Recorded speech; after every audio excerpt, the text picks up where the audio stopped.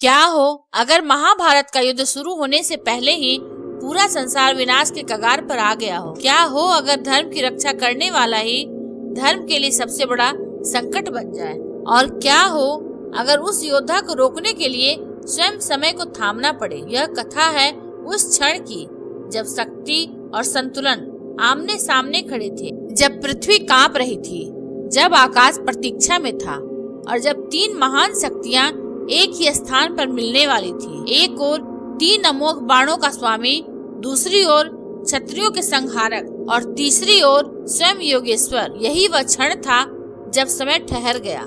हिमालय की एक निर्जन गुफा में एक युवा तपस्वी ध्यान में लीन था।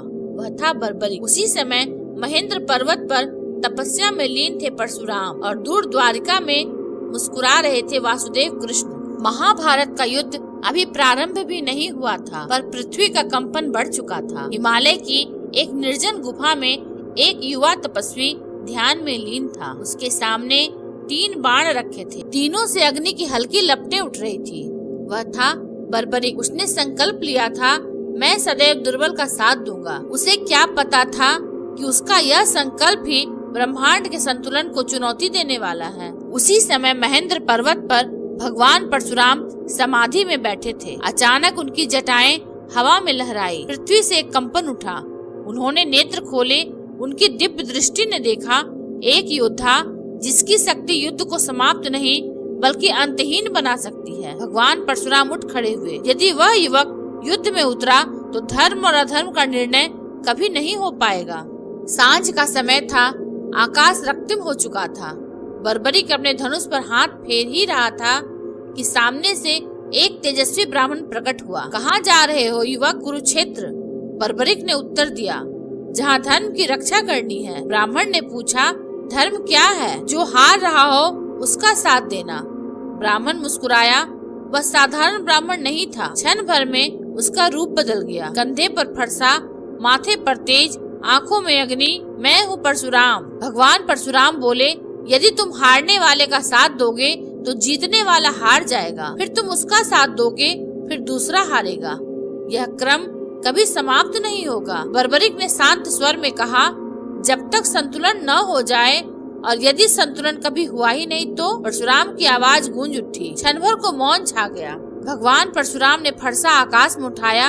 एक ही वार में उन्होंने सामने की विशाल चट्टान को दो भागों में विभाजित कर दिया। क्या तुम्हारी शक्ति इस प्रहार को रोक सकती है? बर्बरिक ने तीसरा बाण हाथ में लिया। उसने आंखें बंद की। बाण छोड़ा। वह सीधे चट्टान के टूटे हुए टुकड़ों के बीच गया और दोनों भाग फिर से जुड़ गए। परशुराम जी के नेत्र फैल गए। यह विनाश नहीं, पुनर्सृजन की शक्ति थी। परशुराम जी ने अग्नि अस्त्र का आह्वान किया। चारों ओर अग्नि का वृत्त बन गया। यदि तुम दुर्बल का साथ देते हो तो इस अग्नि से उस वृक्ष को बचाओ। वह वृक्ष आधा जल चुका था। बर्बरिक ने पहला बाण छोड़ा। उसने अग्नि को चिन्हित किया। दूसरा बाण वृक्ष के चारों ओर जल का आवरण बन गया। अग्नि शांत हो गई। भगवान परशुराम समझ गए, यह युवक केवल योद्धा नहीं बल्कि तत्वों का स्वामी है। अचानक आकाश में बिजली कौंधी। बादल गोल घूमने लगे। परशुराम जी ने ध्यान में देखा, यदि बर्बरिक युद्ध में गया तो अंत में केवल वही बचेगा, न पांडव न कौरव। महाभारत का उद्देश्य ही समाप्त हो जाएगा। दूर द्वारका में वासुदेव कृष्ण ने अपनी आंखें बंद की। उन्होंने भविष्य देखा। कुरुक्षेत्र में खड़ा एक योद्धा जो हर बार पक्ष बदल रहा है। अंततः युद्ध निरर्थक हो रहा है। उन्होंने सुदर्शन चक्र का स्मरण किया। भगवान परशुराम ने कहा, यदि तुम्हें रोकना पड़ा तो मैं रोकूंगा। बर्बरिक ने उत्तर दिया, यदि धर्म मुझे पुकारेगा तो मैं जाऊंगा। दोनों के बीच ऊर्जा की तरंगे उठी।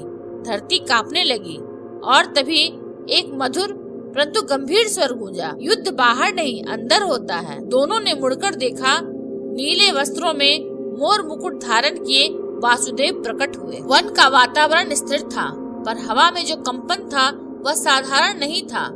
एक ओर थे क्षत्रियों के संहारक भगवान परशुराम, दूसरी ओर तीन बाणों के स्वामी बर्बरिक और उनके मध्य शांत किंतु सर्वज्ञ वासुदेव श्री कृष्ण। क्षण भर के लिए समय जैसे थम गया। श्री कृष्ण ने बर्बरिक की ओर देखा। उनकी आंखों में करुणा थी पर साथ ही गहन गंभीरता। यदि तुम युद्ध में जाओगे, श्री कृष्ण बोले, तो अंत में कौन बचेगा? बर्बरिक ने बिना संकोच उत्तर दिया, जो दुर्बल होगा वही विजयी होगा। श्री कृष्ण मुस्कुराए और यदि दोनों पक्ष बार बार दुर्बल होते रहे तो बर्बरिक मौन हो गया। उसे पहली बार अपने व्रत का दूसरा पक्ष दिखाई दिया। भगवान परशुराम आगे बढ़े। युवक, तुम्हारी शक्ति पर मुझे संदेह नहीं, पर शक्ति का उद्देश्य केवल संतुलन नहीं, सत्य की स्थापना भी है। उन्होंने आकाश की ओर संकेत किया। क्षण भर में दृश्य बदल गया। बर्बरिक ने भविष्य देखा। कुरुक्षेत्र का मैदान, वह स्वयं रणभूमि में खड़ा है। जब पांडव कमजोर होते हैं वह उनका साथ देता है, जब कौरव गिरते हैं वह उनकी रक्षा करता है। युद्ध चलता रहता है सालों तक और अंततः केवल वही शेष रह जाता है। न धर्म स्थापित होता है न अधर्म का अंत। बर्बरिक के मन में द्वंद्व उठा। उसके तीनों बाण कांपने लगे। धरती पर हल्की दरारें पड़ने लगी। वन के वृक्ष झुक गए। आकाश में बादल गोल घूमने लगे। यह उसका आंतरिक संघर्ष था जो प्रकृति में प्रकट हो रहा था। भगवान परशुराम ने फरसा भूमि पर टिका दिया। यही है महाप्रलय का बीज। श्री कृष्ण ने कहा, बर्बरिक, यदि मैं तुम्हें आदेश दूं युद्ध में मत जाओ तो क्या तुम मानोगे? क्षण भर के लिए उसकी आंखों में ज्वाला चमकी। मैंने व्रत लिया है और क्षत्रिय व्रत नहीं तोड़ता। श्री कृष्ण ने गंभीर स्वर में कहा, और यदि तुम्हारा व्रत ही धर्म को रोक दे। यह शब्द बाण से भी तीखे थे।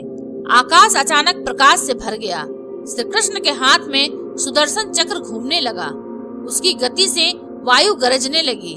समय की धारा जैसे उलटती हुई प्रतीत हुई। भगवान परशुराम ने उस चक्र को नमन किया। वह जानते थे यह केवल अस्त्र नहीं, काल का प्रतीक है। श्री कृष्ण बोले, यदि यह चक्र चला तो केवल शरीर नहीं, अहंकार भी कटेगा। बर्बरिक ने अपने भीतर झांका। उसे समझ आया वह दुर्बल का साथ देने चला था, पर उसके कारण धर्म अधर्म का निर्णय ही न हो पाता। उसकी शक्ति इतनी प्रबल थी कि स्वयं युद्ध का अर्थ समाप्त हो जाता। धीरे धीरे उसने अपना धनुष नीचे रख दिया। यदि मेरी उपस्थिति से धर्म की स्थापना रुकती है तो मैं पीछे हट जाऊंगा। उसकी आवाज में पहली बार विनम्रता थी। श्री कृष्ण आगे बढ़े, तुम्हारी शक्ति व्यर्थ नहीं जाएगी, पर तुम्हें युद्ध का साक्षी बनना होगा, भागीदार नहीं। बर्बरिक ने समझ लिया। उसने कहा, यदि आवश्यकता हो तो मैं अपना शीश अर्पित कर दूंगा, पर धर्म के मार्ग में बाधा नहीं बनूंगा। वन में शांति छा गई। सुदर्शन चक्र की गति धीमी हुई और अंततः वह श्री कृष्ण के हाथ में स्थिर हो गया। महाप्रलय टल चुका था। भगवान परशुराम ने बर्बरिक के मस्तक पर हाथ रखा। आज तुमने युद्ध से बड़ा युद्ध जीता है, अपने भीतर का। उन्होंने कहा, सच्चा वीर वही है जो अपनी शक्ति को नियंत्रित कर सके। श्री कृष्ण ने संकेत दिया, समय आने पर तुम कुरुक्षेत्र जाओगे, पर साक्षी बनकर। तुम्हारा शीश सत्य का दर्शक होगा। बर्बरिक ने नमन किया। उस दिन वन में कोई रक्त नहीं बहा, पर एक महान निर्णय हुआ, शक्ति का समर्पण। यदि उस दिन बर्बरिक अडिग रहता तो महाभारत कभी समाप्त नहीं होता। धर्म और अधर्म का निर्णय अनंत काल तक टलता रहता, पर एक योद्धा के त्याग ने इतिहास की दिशा तय कर दी। भगवान परशुराम लौट गए अपनी तपस्थली की ओर। श्री कृष्ण मुस्कुराते हुए द्वारका की ओर चले और बर्बरिक वह प्रतीक्षा करने लगा उस क्षण की जब उसका त्याग अमर कथा बन जाएगा। इस प्रकार महाप्रलय टल गया और धर्म की स्थापना का मार्ग खुला। अगर आपको यह वीडियो अच्छा लगा हो तो इसे लाइक, हाइप, सब्सक्राइब और शेयर अवश्य करें। धन्यवाद।